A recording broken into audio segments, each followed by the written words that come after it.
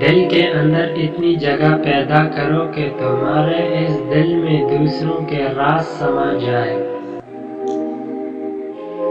قبولیت کا یقین رکھو۔ نبی کریم صلی اللہ علیہ وسلم نے فرمایا، تم اللہ تعالیٰ سے ایسی حالت میں دعا کیا کرو کہ تم قبولیت کا یقین رکھا کرو، اور یہ جان رکھو کہ اللہ تعالیٰ غفلت سے بھرے دل سے دعا قبول نہیں کرتا۔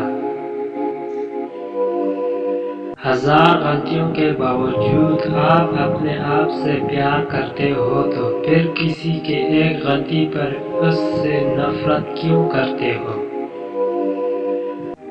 تم پانی جیسے بنو جو اپنا راستہ خود بناتا ہے، پتھر جیسے نہ بنو جو دوسروں کا راستہ بھی روک دیتا ہے۔ زندگی کے اکثر مقامات پر میں نے جانا کہ میرے ساتھ سوائے اللہ کے اور کوئی نہیں، اور تب ہی مجھے اندازہ ہوا کہ صرف اللہ کا ہونا کس قدر بہتر ہے۔